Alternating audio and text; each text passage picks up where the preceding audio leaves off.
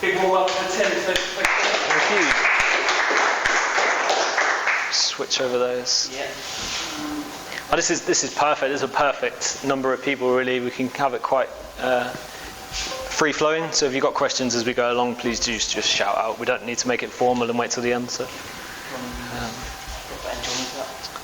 No, use this. It's fine. Okay.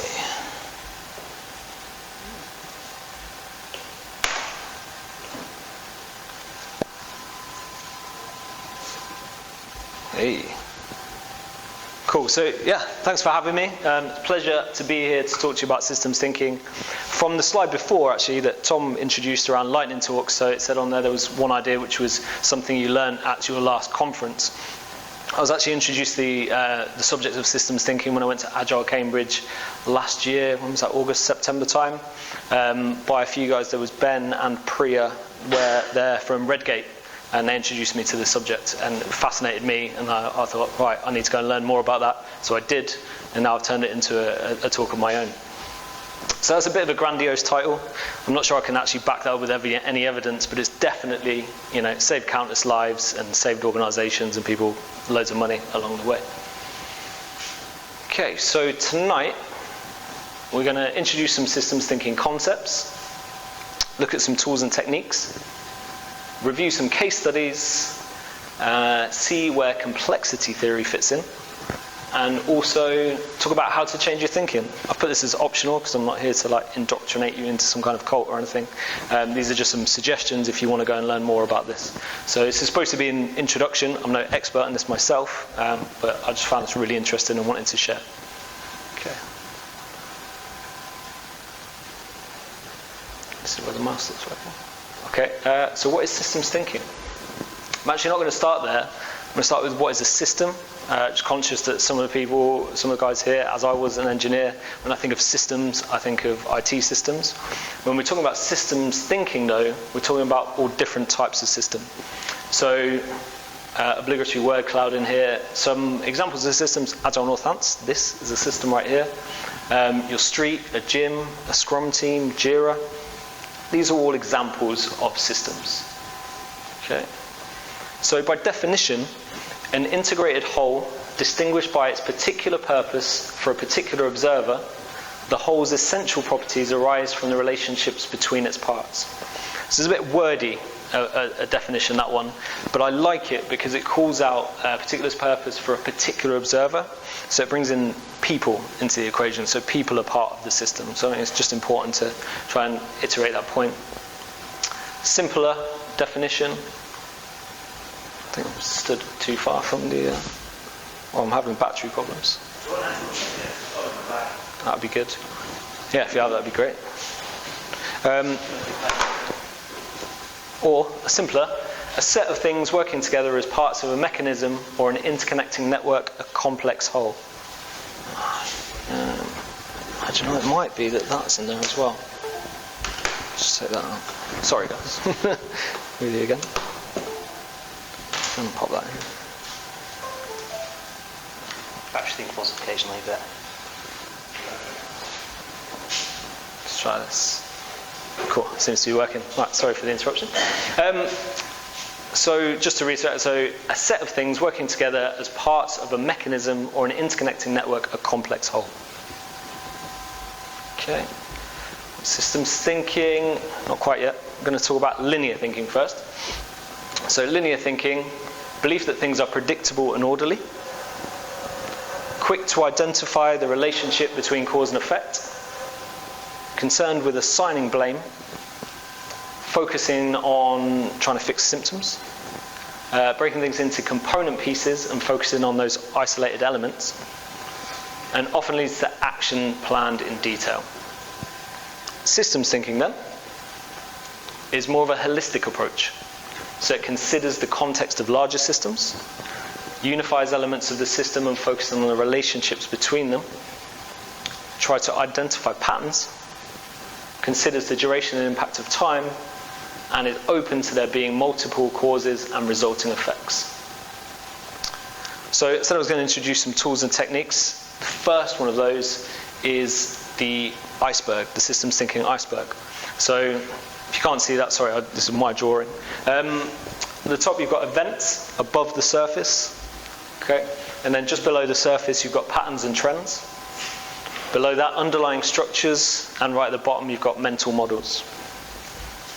Okay, so we're going to look at this tool in a bit more detail now by just a made-up scenario.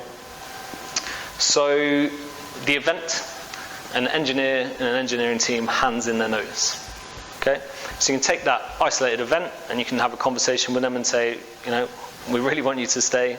We'll give you some more money or some more holiday or, you know, more time to do learning and development. So you can treat that event in isolation. What the systems thinking iceberg suggests is actually you should look below the surface and go, are there any patterns and trends here? So this is a behavior of a time graph, another tool in systems thinking. So up on the vertical axis you've got behavior and horizontal axis time. So if you're starting to see a pattern where lots of engineers were handing in their notice, it might be that you've actually got a bigger problem, okay, than just those isolated cases. You can map other things onto these as well. So this is just, again, a made-up example. So you could say that the rollout of new coding standards, there's some correlation between that and the engineers handing in their notice. Okay. Caution though, just because those things seem to be happening around the same time, doesn't actually mean that that is the cause and effect. Okay. So can do it. Just do it with caution, that you can end up seeing things, patterns emerging that aren't actually there. Next tool, fishbone diagram. So we've got the same problem here in the fish's head, essentially the fishbone head, which is engineers handing in their notice. Okay, you can use these in retrospectives. I've done this before. So a problem comes out, is surfaced in a retrospective. You can put it in the fish's head, and then what you put on the bones, essentially, or the spine, is some of the potential causes, okay, of that problem. So we've got a few on here. For example, don't pay bonus, lack of training, heavy workload, lack of flexibility. And then, as you potentially have done in retrospectives, I don't know if you're part of Agile teams, you maybe do something like 3 times Y or 5 times Y. So you're saying, okay, so why don't we pay the bonus, or why is there a lack of flexibility? So you start to understand the underlying structures here. So unable to work from home, that's a part of potentially a HR policy. So that's a structure. Okay, profits are falling, so they don't pay bonuses. Profits are falling because they can't get features to market quick enough. Okay, so that's a little bit about underlying structures. Yeah, sure. So the thought that had around this kind of thing before was you can kind of speculatively put what you think the cause is, but you don't know what actually causes. It's probably easy to just response to the cause. I guess run experiments to test whether they're valid. Is that what you Yeah. Definitely. I think we'll get more into that towards the end of the talk, but I would definitely say that. You've got to do something to validate these as well. You know, and again, we'll get into another way that you might do that later on in the talk. Okay, so profits falling, can't get market features to market quick enough. Okay, so these are kind of cause and effects. Another tool, causal loop diagrams. Okay, sorry, you might not be able to see this, so we'll talk through the stages in this. So we start to take some of those potential causes and we try to understand the behavior that's going on. So here we have the engineers leaving, and that has a knock-on effect, because that means we've got to increase the number of new engineers, which increases the time spent training those new engineers or getting them on board with the domain, which increases the workload of your existing engineers, which increases their stress, which actually could lead to more engineers leaving. So that's a reinforcing loop there. Okay, so the fact that engineers are leaving for one reason or another is actually meaning that more engineers leave. Okay, another one in here is, so the increase in workload leads to the number of features being delivered being reduced. Speed to market increases. Competitive advantage is reduced, which means profit falls, which means bonus falls, which means engineers leave. Again, this is a made-up example, but you can actually do this in your real-life scenarios or problems. And then the other type of loop in causal loop diagrams, balancing loop, again, is a made-up example, but I just wanted to demonstrate what one would look like, is this. So engineers are leaving, so we have an increased focus on retention, and then what we might do is increase the number of table football tables or foosball tables to reduce the stress on the engineers who are overburdened by all the work they've got to do, which reduces their propensity to leave. Again, just a made-up example, but it introduces those different types of loop that you'll see on a causal loop diagram. Okay. And then if we go back to our fishbone diagram, one of the cause and effects that we did from our 5 times y was we saw that there was a lack of flexibility because people are unable to work from home. So I said the structure here could be the HR policy. Okay. The models part of the iceberg, the ring right at the bottom, is what's driving that HR policy. So at some time in history, someone has created that based on the fact that they don't think people can be trusted to work from home. So they won't actually work, they won't be productive. So if you really want to bring around change, you need to start with people's mental models.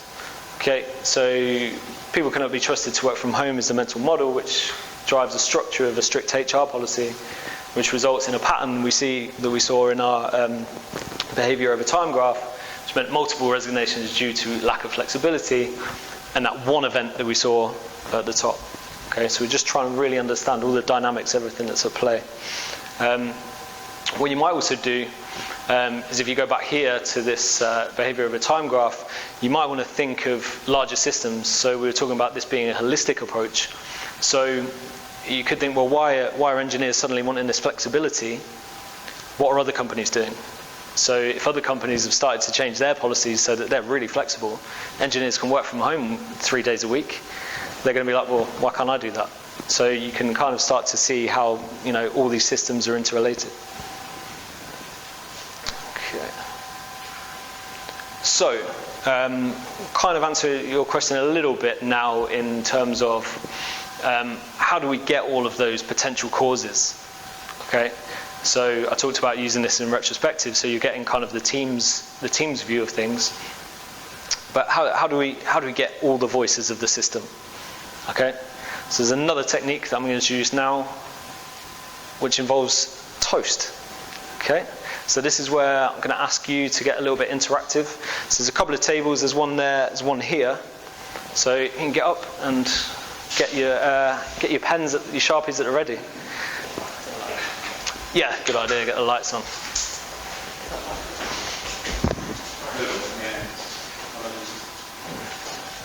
Cool, so what I'd like you to do is get an A4 piece of paper first of all, each. Hopefully you've got enough space on there to draw. And what I'd like you to do is, it doesn't have to be artistic at all. Can you just draw me the process for making a slice of toast, please? Okay, on that A4 sheet of paper with a Sharpie, the process for making toast. Whatever your interpretation of that is. So we've only got a few minutes to do this, so it doesn't need to be too detailed.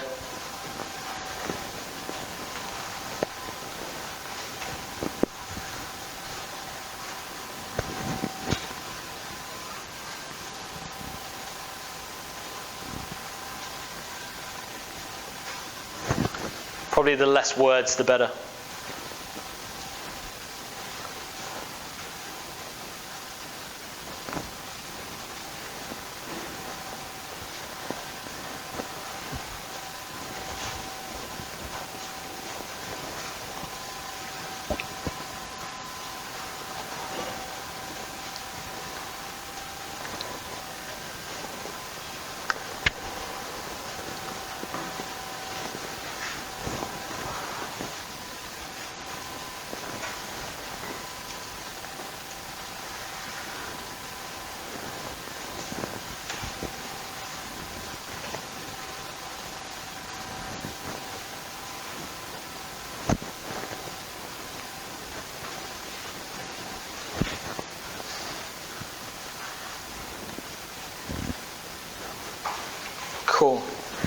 Anyone barely started?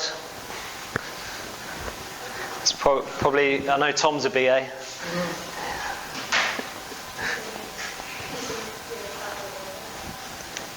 Cool, just one more minute then on this.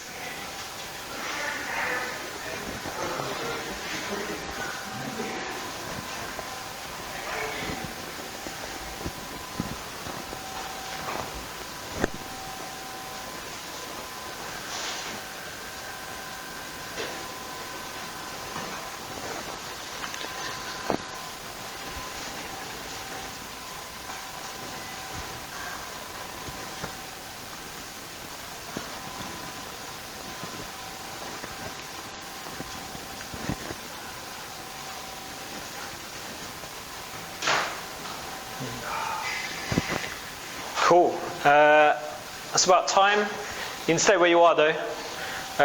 If you can see the projector from where you are, that is. So this idea was introduced by a guy called Tom Wojcik. Should call that out. And what you've probably drawn is something like that. Sorry, the camera. Something like that. So you have these nodes and these connectors. I deliberately wasn't too prescriptive because some people won't have done that, and that will tell you a lot about their kind of interpretation of how to draw a process. So again, that tells you something about that individual. What I'd like to do now is take what you've done, and instead of having it on one piece of paper now, can you do it in Postit Notes? So the individual nodes as Postit Notes, please.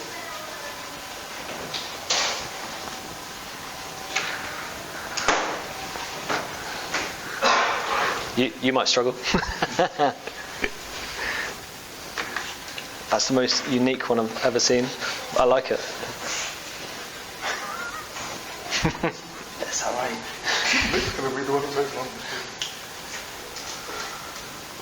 There's no pressure, as I said. It doesn't need to be artistic.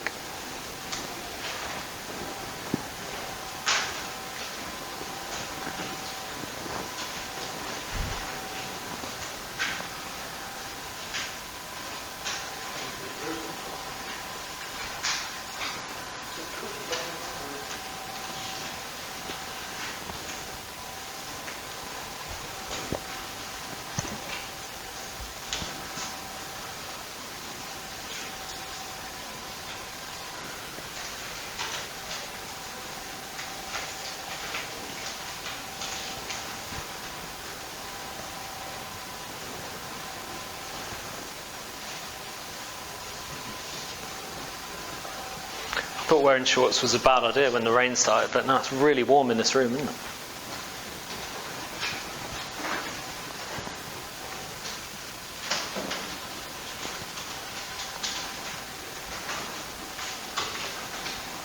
Shorts never a bad idea, unless it's actually snowy.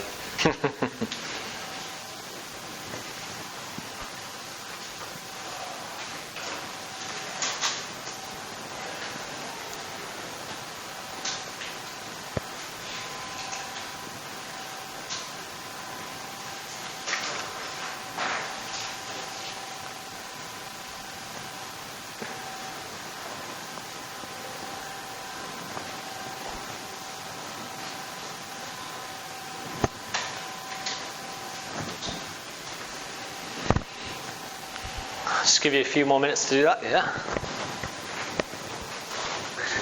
You can't have done it wrong. Well, I can't draw. That's fine.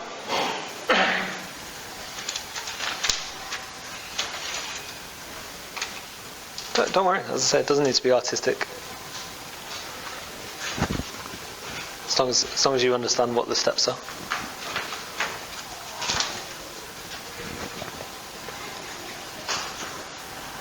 How's everyone doing?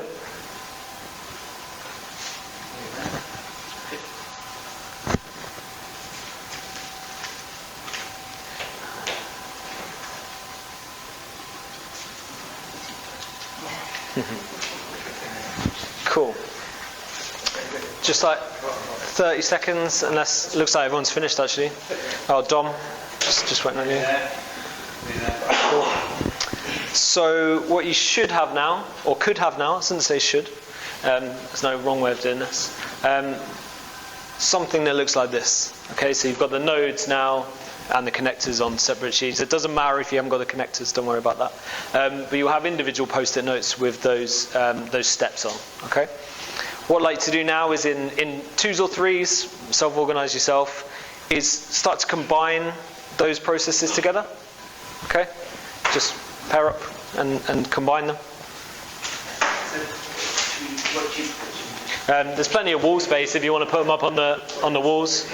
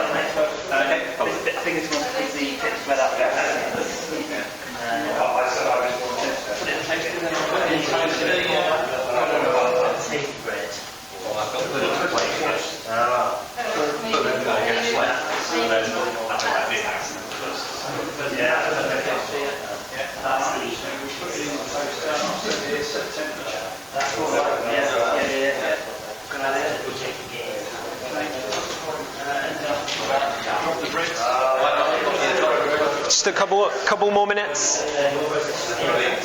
Just a couple more minutes, guys, and then we'll reconvene.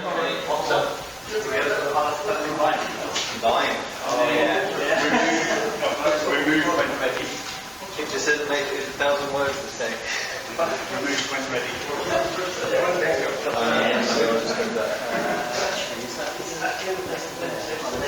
Because it pops up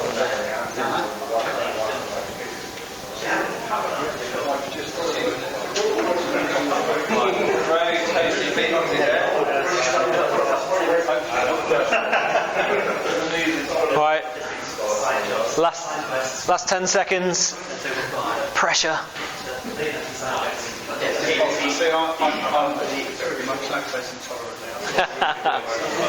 Brilliant, call that out. So we'll call that there, guys. You're welcome to take your seats or a different seat, wherever you want to sit. Thank you. Thank you, guys.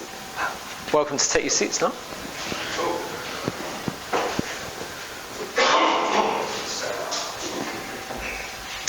Any observations anyone wants to call out from doing that? One of the things we saw was different people having different stuff that were perfectly valid, but different interpretations, different start.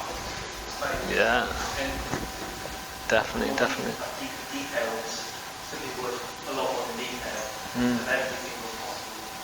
Making a stage. Yeah. It does prerequisites as well. Yeah. People start from different places and end at completely different places. I found out quite fancy toast. Pizza do, although you're around it all day every day, maybe not so much. So chances are you probably ended up something like this, where you had obviously a combination. Sorry. Oh yeah, sorry.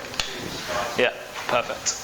Okay, so something like this, which was a combination of the 2 or 3 people that you were working with. So you found that you missed some things that they thought of, etc. So you're starting to get different viewpoints, different perspectives, but you're kind of catching each other as well. Dom, you made an observation about not being able to eat butter, I think, which was someone, if you're mapping out a process, you assuming everyone just puts butter on. Actually, you can jump to conclusions A lot of people don't eat butter, for example. And then just on this example, I called out that in some places in Europe, they don't have a specific device for making toast, they just use the grill. So really important to get out those different perspectives and understand how different people approach the process. So obviously this is just drawing toast, it's a bit abstract, but you can use this in your daily work. Retrospectives are a great one to do this, but you can use it on all sorts of things. Okay. Happy with that? Yeah? Because you mentioned earlier on the start linear thinking. When you look at this as an example, I think we're all guilty of looking at this and thinking, there's a start point and then you go from bread to toast, and then there's some steps in between to get and fit. So it's quite linear. Just as a general example, it's quite linear because you're going through a process of changing the state of something. So when we talk about the systems thinking side of it, where we're thinking more about it could have different interpretations of getting to what the result is, and some people the end result might be bubbles of bread or toast, and some people the end result might be just slightly brown under a grill. Is that what you're trying to demonstrate here? That what might be assumed as quite linear has actually got different connotations and different interpretations? Yeah, absolutely. Yeah. So I guess a linear way of approaching this is going, this is my understanding of how it is you make a piece of toast, and ignoring all other perspectives. So the idea is that you get other people's perspectives. If you think back to the fishbone diagram where we were capturing all those potential causes, you want multiple voices. You don't want just one person's interpretation of what's going on. Does that make sense?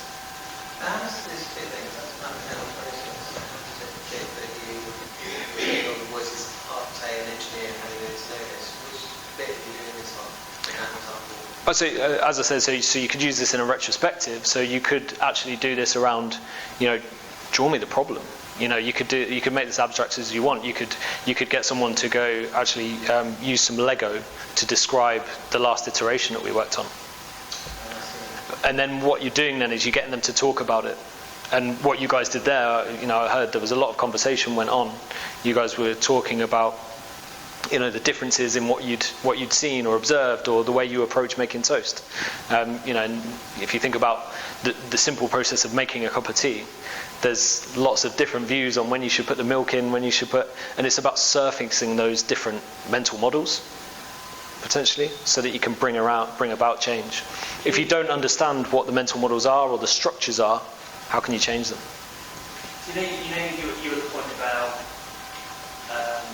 causal loops. So that's representing the impact of one thing, two things have over that you might not expect, where you might have thought of.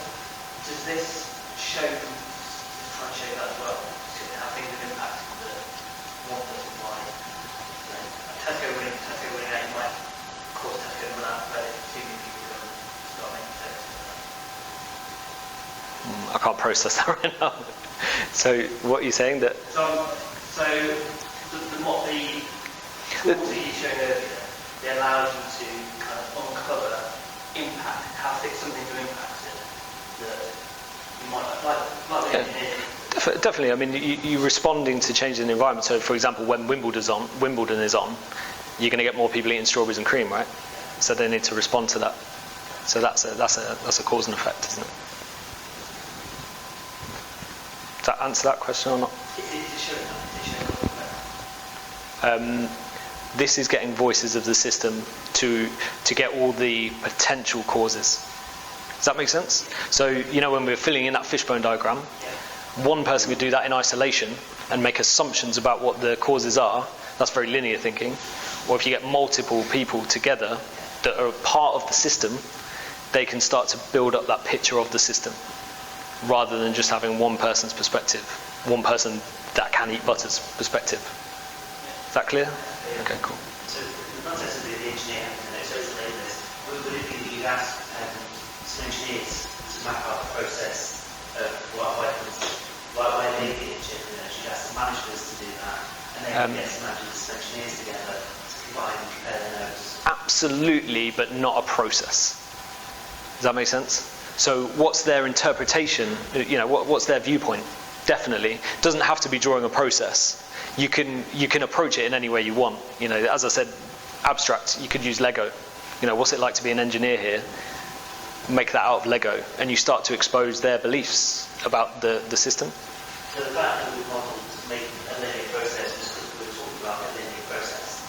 What the value of what we've done is comparing the different ways in which we use. It's the different ways of interpreting that process, yes.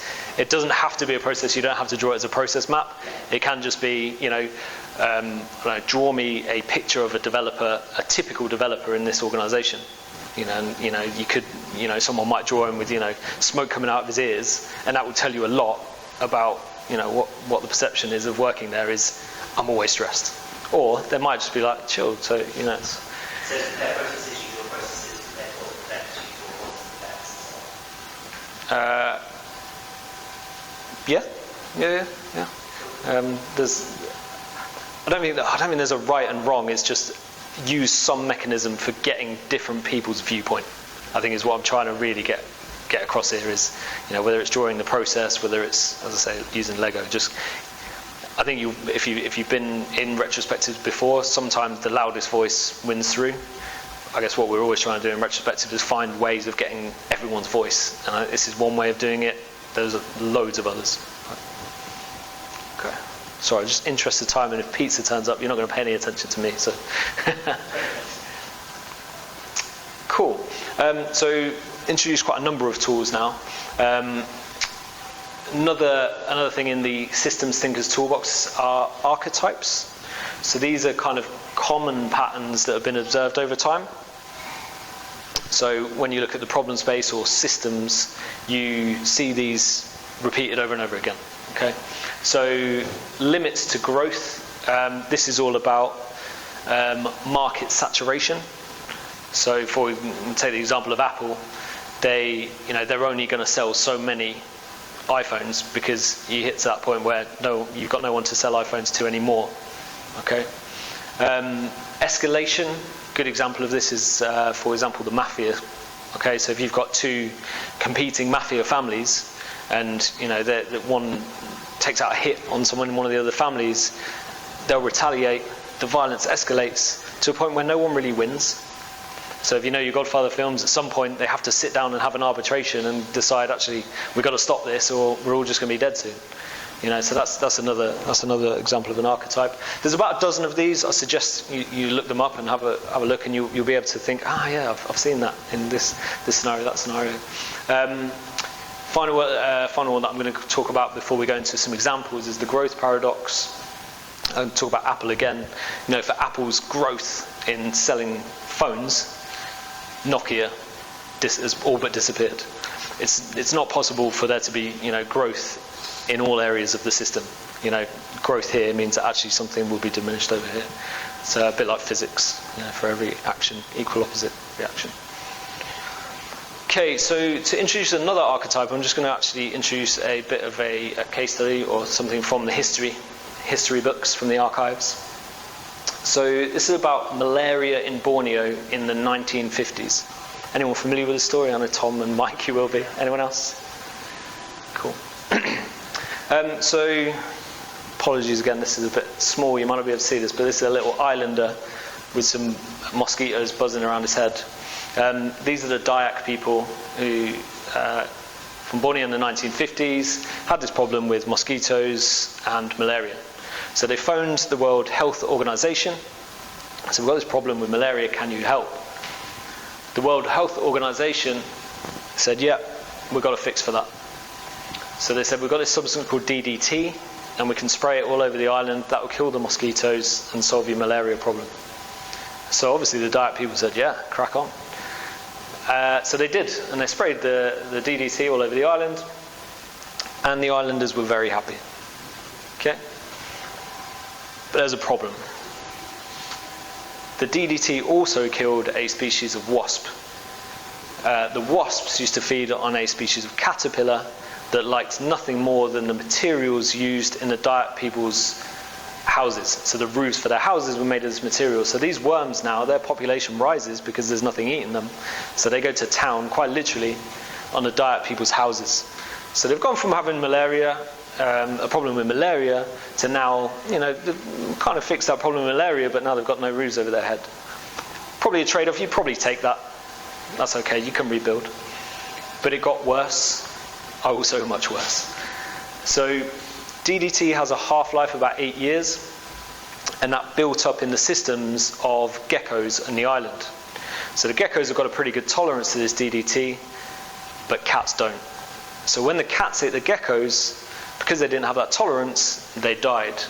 And as you know, if the cats are away, the rats come out to play.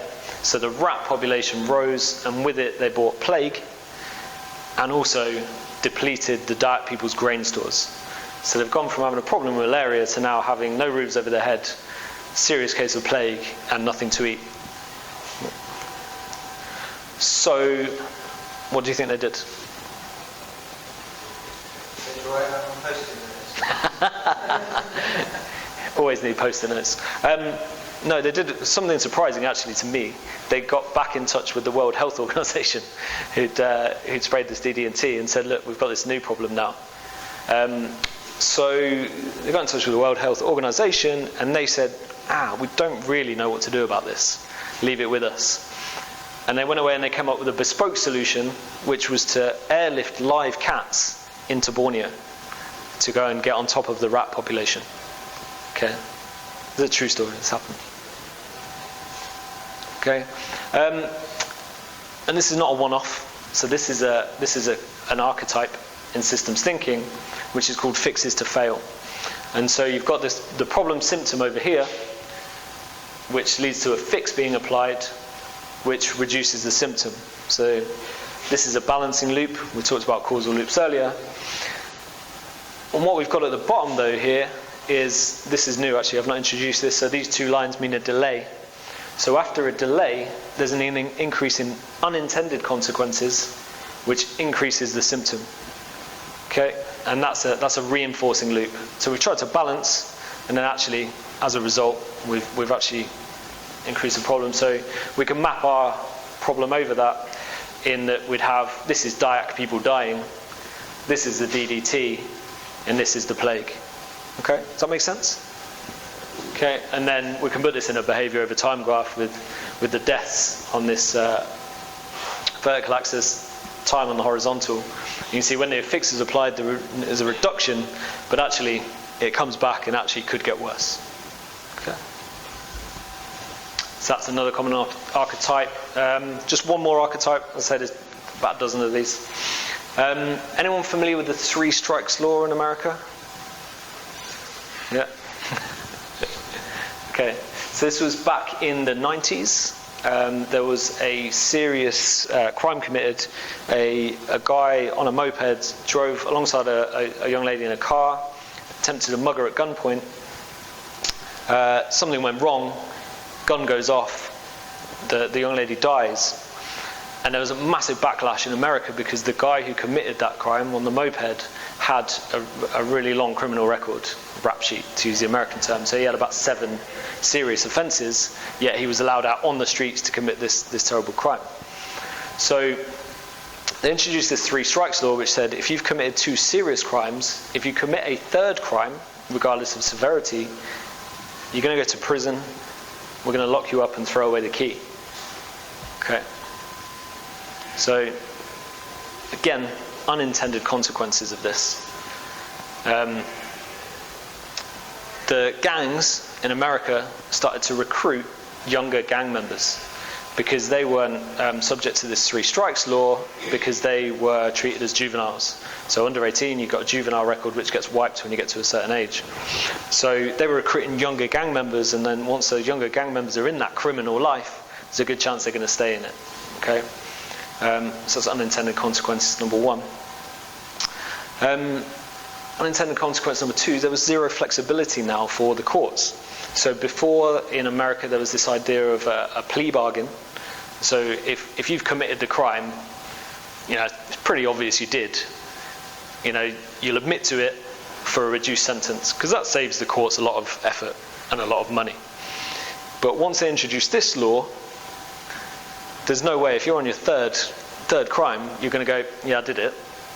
You're going to drag it out as long as possible and hope you get out on a technicality. So what that meant was that there was a lot more cases that had to go through the courts. So this caused a massive headache for the judicial system. And there's probably loads more, but just one final one on this is you ended up with an aging prison population, because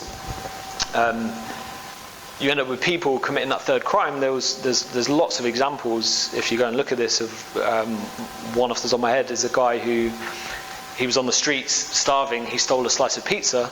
That was his third crime. Because he had 2 previous serious crimes, he's now in prison for life for stealing pizza. And now they've got a real problem with overcrowding in prisons. And none of these people are eligible for parole. Okay? So agents of the system will break the rules in order to maximise their own goals. So think about those gang members. They've found a workaround, essentially. The rules of the system are there. They found a workaround, and they're exploiting that.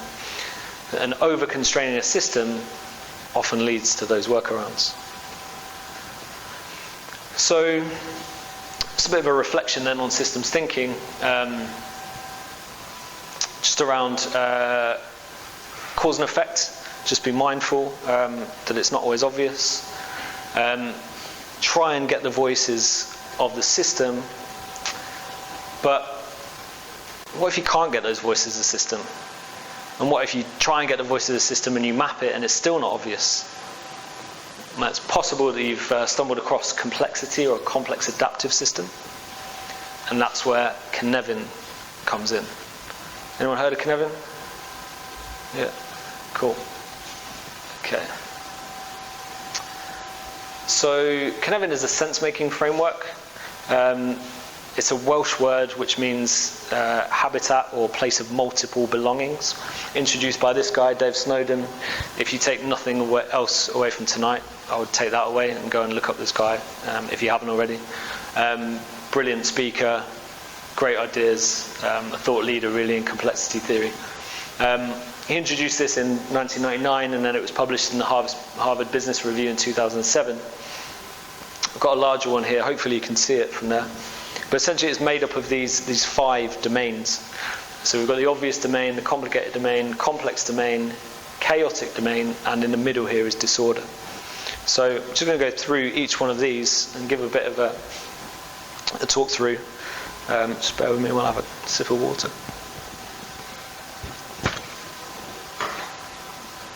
Okay, so the obvious domain down here at the bottom right is the area of known causality. So, this is arguably this is that linear thinking. So the relationship between cause and effect is obvious. Okay, so in this domain, sorry you can't read this, is sense, categorize, and respond. So there's a problem, you categorize it, you go, it's one of these problems, and then you respond with, you'll hear people talk about as best practice. Okay, there's a best practice response for this problem. So think of things like a password reset. Your password expires, reset the password, really obvious. Changing a light bulb blows, change the light bulb, really obvious relationship between cause and effect. If you move up to this complicated domain, this is the domain of knowable causality. Okay? And in this domain you sense, analyze, and respond.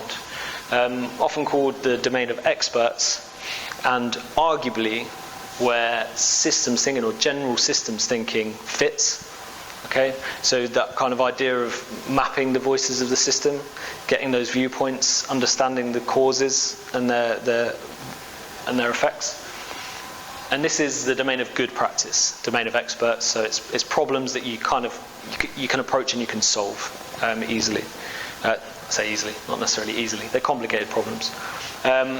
Think of like the problem with your car. So there might be multiple ways of fixing that problem with the car, but experts will get there. Same as a problem with a laptop computer, for example. Okay. And then in the top left, you've got the complex domain, which is the domain of retrospective causality. So this is saying that you can't know the relationship between cause and effect until after the fact. Okay, so you can look back and you say, this is a problem. That's what caused it. Okay. So in a complex domain, or with a complex problem or complex system, you would probe, sense and respond. And what that means by probe, and this is kind of going back to what you were asking earlier, what would you do? You would run multiple concurrent experiments. Okay? And then once you run the experiment, you measure the impact of that. And if it's a positive response, you do more of that. If it's negative, then you dampen that. Does that make sense? And this is the domain of emergent practice. How are we doing for time?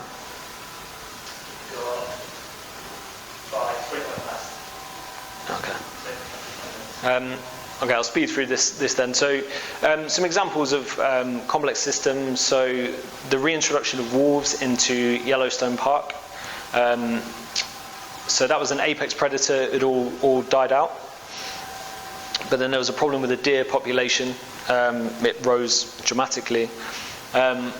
So what they decided to do was reintroduce the wolves into Yellowstone Park to tackle the problem with the deers. Okay, so reintroduction of the apex predator, and it did. So they got that deer population under control. But there were some other consequences of doing so, which was that they also displaced the deer. So the deer were living right, at the river's edge. It displaced them. They moved and they went up into the hills, which meant that the vegetation grew back near the rivers, which actually brought back loads of species of birds, as well as improving the water quality. So it was never their intention to put in wolves to solve the problem with the water quality, but that was a result. So that's the kind of retrospective causality. You couldn't have planned that, So you couldn't have got all the voices of the system. You couldn't have mapped out the whole ecosystem and gone, I've got a hypothesis that will happen. You work it out in retrospect. There's an argument to say that this is where a lot of what we do in software lives. Okay, in a complex domain. If you think about your website, for example, and you've got customers on the end of it, actually you're creating a new feature. Do we really know how they're going to respond? I would argue that actually what you need to do is experiment. And kind of this is where hopefully Agile fits into this talk, okay? About running these multiple concurrent experiments. If something works, do more of it, or you might take it into use. There's another version of this which suggests you've got a kind of a transition here, which Scrum will help you with. Will take you from an idea that you know is good to actually then implementing it. Final domain at the bottom left here is the chaotic domain. This is the domain of incoherent causality, where you just must act. Then you sense and respond. Domain of novel practice. So that act, that thing you might do, will be a brand new novel practice, and actually it might then become good practice or even best practice over time. Think of things like, real bad things like, massive fire, complete system failure. And if you don't know where you are, then you're in disorder, and then you must gather data, okay, about the problem or the system. Just out of interest, where do you think the problem with malaria in Borneo is on here?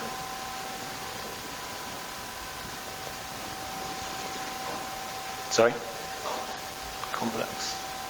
Yeah, that's where I would believe it to be. You got outcomes, there were unknown outcomes. Probably approached it as a complicated or obvious problem, but it became a complex problem when other outcomes, unforeseen outcomes, started to manifest.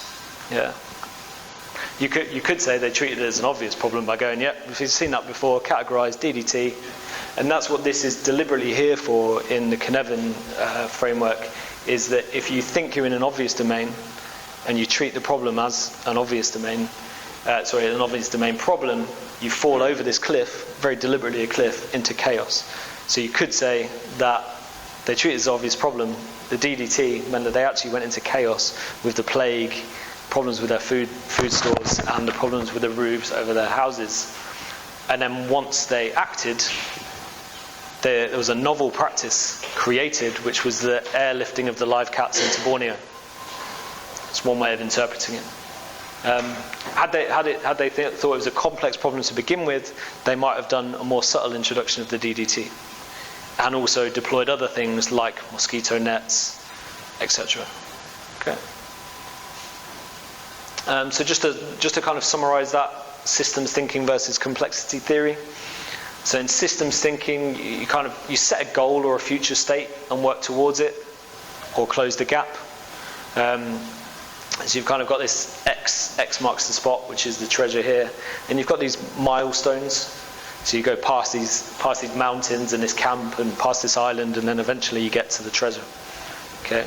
So you see that a lot in business strategy. They'll set a goal and then there'll be milestones to reach that goal.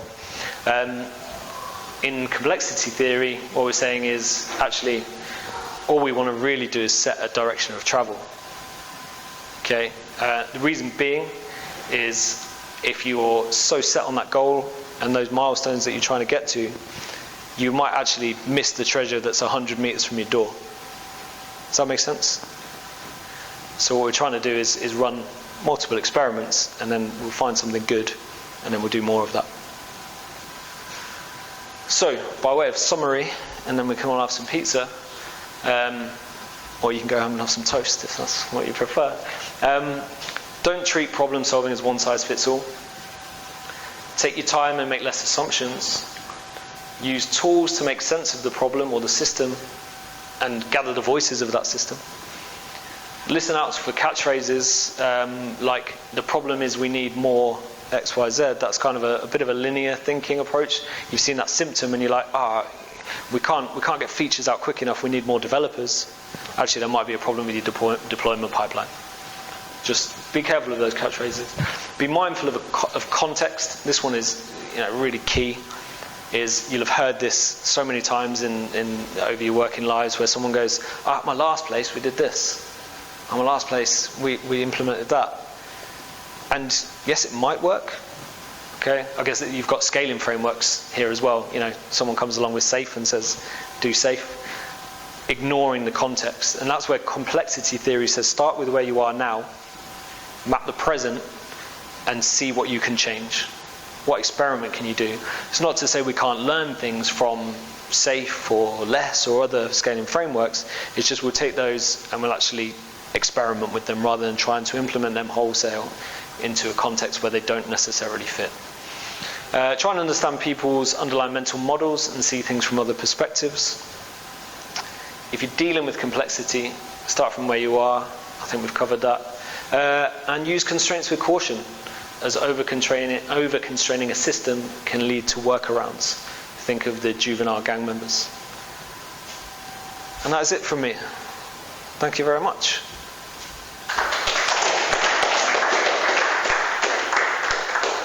Cool. Any questions? Yeah, go on, Dom. So, your summary there around, I'll just sit down. That's really cool. But I think an interesting problem is that a lot of us will understand and relate to these things.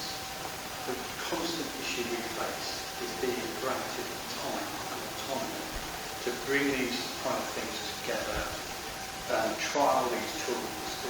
So I've done a lot of root cause analysis in my career, but it's always been constrained to, people want answers yesterday. So when you say I need time to do this proper analysis, that's often met with, well, do what you can in this time, but then we need to get on. So often the mentality is you're not granted the time or the airspace to do this level of thinking, bringing people to, we've spent some time doing this, and you time box that, and it's a very kind of simple but effective example. So how would you go about meeting that challenge? So if someone tells you haven't got time, like I'm working on the program at the moment, and the first thing the program manager said to me was, we're not doing that as is because we haven't got time to do it. So to try and understand where we were, straight away I raised that as a risk. Because I said, well, how are we going to know if we can't grasp where we are? How are we going to know what the gap is and what we need to focus on? You know, and we just weren't afforded the time to do it. So how I personally, I think that's all an education piece, because people, you know, that's what Connivin's trying to say, is that not all problems are obvious or even just complicated. And I think a lot of you know, management beliefs out there is that they are. Yes, that's what I'm going to say, is that what I see is us working in software with delivery teams understand when we're in a complex world, I think. But management think it's just complicated. Yes. And so what they do is they think that best practice or good practice is how it's going to resolve. And what you're talking about is that tension. Because they really honestly believe that. And that's why they don't give you the time. Because they just don't believe they're in that other corner. But we, all our team, they know that. Yeah, and it's almost like you want time to be able to take them through that model and explain the cause and effect. If you don't give us time to treat this as a complex problem, the potential is we may find a solution, but it will fix something in the short term, but there's going to be other outcomes, maybe good or bad outcomes on the back of it. So, or you can give us more time to do the experiments that we need to do and find what really, you know, and find what good and bad and hold on to the good things that we never even thought that we'd get. Yeah. You get more value from that. Yeah, I mean, again, I've got to be mindful of context. But I think for me, one thing that I've kind of, along this journey, I think what I've kind of surmised a little bit is we need to actually help people design really good experiments. Because it's all right for us to say, oh, what we need to do is just run safe-to-fail experiments. But unless we can actually show people what really good safe-to-fail experiments look like, or safe-to-learn, whatever you want to call it, then they're always going to think, we know we're doing the right thing. And I think that's another one of those catchphrases you often hear is, you know, we're using Agile, we know what we need to do, we just need to do it faster. Whereas actually it's more about, we don't actually 100% know what we need to do. We've got an idea, we think it's a flyer, what's the smallest amount we can do to prove or disprove that? And I think it's about helping them design good experiments. And I personally don't think I'm great at that.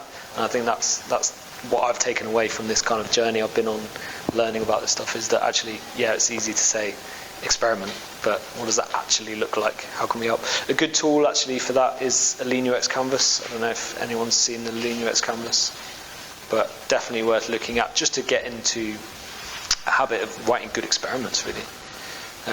With all of these tools, I would say over time this should become a bit ubiquitous, so that you don't actually need to actually draw out a fish's skeleton. You might just go out, okay, and you do the stuff in your head.